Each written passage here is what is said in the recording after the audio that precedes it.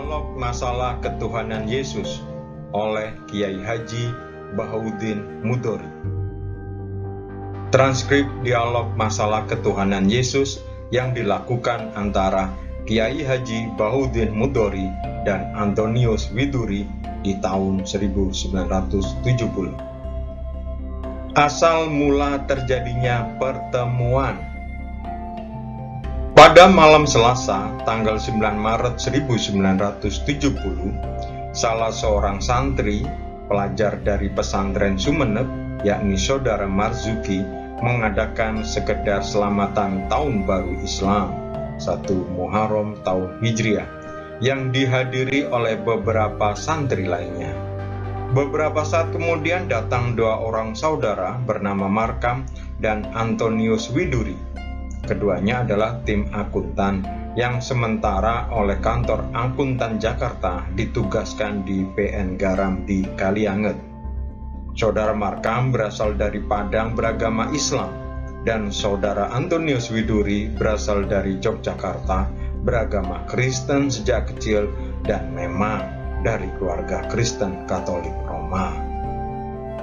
Kedatangan saudara Markam dan Antonius Widuri pada selamatan tersebut ingin menemui Kiai Bahauddin Mudori yang memang sudah dikenal sebelumnya oleh kawan-kawan, terutama oleh saudara Marzuki selaku tuan rumah. Kedatangan dua saudara ini disambut dengan ramah dan rasa gembira. Kemudian saudara Markam menerangkan kedatangannya dari Kalianget ke Sumeneb menyertai saudara Antonius Widuri sengaja untuk menemui Kiai Bahauddin Mudori, berhubung dengan keinginannya yang sudah lama terkandung untuk membandingkan tentang masalah ketuhanan dalam agama Kristen dan Islam. Juga soal yang berhubungan dengan etikade kepercayaan di antara kedua agama tersebut. Menurut saudara Markam, karena Bapak Kiai sedang berada di sini, kalau bisa di lain waktu untuk menemui beliau, diberi waktu cukup. Akan tetapi sekiranya Bapak Kiai dan tuan rumah serta saudara-saudara di sini tidak keberatan, minta supaya diperkenankan untuk menguraikan isi hatinya, agar saudara-saudara tidak salah paham, karena hal tersebut hanya dari hati ke hati saja, yakni soal keyakinan pribadi semata. Kawan-kawan tidak keberatan asalkan berkisar dalam soal agama saja dan tidak ada kata-kata singgungan terhadap siapapun. Jadi hanya merupakan soal jawab antara pribadi dengan pribadi saja. Bapak Kiai Bahauddin menerangkan, sekiranya soal jawab antar pribadi ini tidak selesai malam ini juga, apakah akan dilanjutkan pada malam yang lain? Oleh saudara Markam dan saudara Antonius dijawab bahwa yang penting adalah kepuasan, walaupun memerlukan waktu lama baik siang maupun malam. Kalau begitu, menurut Kiai Bahauddin Mudori, kita dapat menamakan pertemuan ini adalah pertemuan pertama, dengan catatan pertemuan pribadi semata-mata, bukan dengan pertemuan dengan undangan. Perlu diterangkan dalam soal jawab ini, nama-namanya disingkatkan. Huruf A singkatan untuk Bapak Kiai Bahauddin Mudori dan huruf B singkatan dari Antonius atau saudara Markam, karena saudara Markam sering ikut menjelaskan keterangan saudara.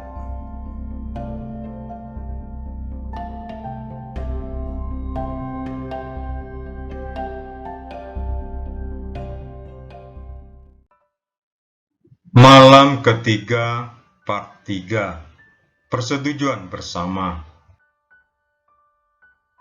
Jadi Yesus termasuk yang lain, yakni ia bukan Tuhan Allah. Rangkaian ayat tersebut, Yesus sendiri yang berkata bahwa tiada Tuhan melainkan Allah. Mengapa kaum Kristen mengangkat Yesus selaku Tuhan? Silahkan periksa lagi Injil Yahya pasal 17 ayat 8. Baik, sebutan ayat tersebut adalah sebagai berikut.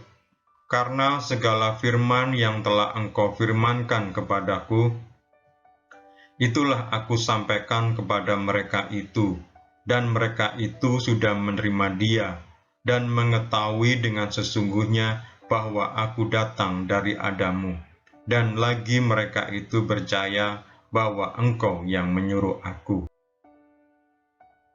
Di ayat ini, Yesus sendiri berkata bahwa ia menerima firman dari Allah. Kalau Yesus Tuhan, tentunya tidak membutuhkan firman dari siapapun juga. Di akhir ayat itu juga Yesus sendiri berkata bahwa Engkaulah yang menyuruh aku. Jadi Yesus itu bukan Tuhan, melainkan pesuruh Tuhan, sebagaimana nabi-nabi dan utusan-utusan Allah yang lain-lain juga. Teruskan saudara periksa Injil Matius pasal 26 ayat 2. Baik, di sini menyebutkan, kamu memang mengetahui bahwa 2 hari lagi akan ada hari raya Paskah, dan Anak Manusia akan diserahkan supaya ia disalibkan. Yang dimaksud dengan Anak Manusia di ayat itu ialah Yesus sendiri. Jadi jelas Yesus mengakui bahwa ia bukan anak Tuhan, melainkan anak manusia. Lanjutkan periksa Injil Matius pasal 5 ayat 45. Baik, ayat ini menyebutkan supaya kamu menjadi anak-anak Bapakmu yang di surga. Cukup sampai di situ. Di ayat ini saudara saksikan sendiri bahwa Yesus sendiri yang berkata kepada murid-muridnya, supaya kamu menjadi anak-anak Bapakmu yang di surga, yakni apabila murid-muridnya taat atas perintah-perintah Tuhan. Menurut Yesus mereka akan jadi anak Tuhan juga. Berdasarkan ayat Bible tersebut, tentunya anak Tuhan akan menjadi banyak jumlahnya, bukan Yesus saja. Tetapi di Injil Yohanes pasal 1 ayat 34 menyebutkan, maka aku sudah melihat itu, serta bersaksi yang dia inilah anak Allah.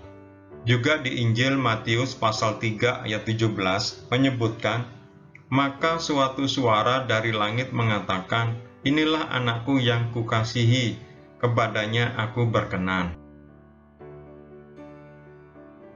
Di Injil Lukas pasal 1 ayat 32 juga menyebutkan, maka ia akan menjadi besar, dan ia akan dikatakan anak Allah yang Maha Tinggi. Maka Allah Tuhan kita akan mengaruniakan kepadanya tahta Daud, nenek moyangnya itu. Di Ibrani pasal 4 ayat 14 menyebutkan, sedangkan ada kepada kita seorang imam maha besar yang sudah melintas segala langit, yaitu Yesus anak Allah. Maka hendaklah kita memegang pengakuan itu. Dan masih banyak lagi ayat-ayat Bible yang menerangkan bahwa Yesus anak Allah. Kalau Bapak memerlukan, akan saya tunjukkan ayat-ayatnya. Saya mengerti bahwa ayat-ayat Bible yang menyebutkan Yesus anak Allah sebagaimana tersebut di Matius pasal 3 ayat 17, pasal 4 ayat 3, pasal 14 ayat 33, pasal 26 ayat 63, dan pasal 16 ayat 17. Yohanes pasal 3 ayat 16, pasal 1 ayat 34 dan 40, pasal 17 ayat 1, pasal 19 ayat 7, pasal 16 ayat 27 dan ayat 30, pasal 15 ayat 23, dan beberapa ayat lainnya di Yohanes. Rum pasal 1 ayat 9, pasal 5 ayat 10, pasal 8 ayat 3, pasal 29 ayat 32. Galatia pasal 1 ayat 16, pasal 4 ayat 4 dan 6. Lukas pasal 1 ayat 32 dan 35, pasal 3 ayat 22, pasal 4 ayat 3 dan 9, pasal 4 ayat 43 dan 41.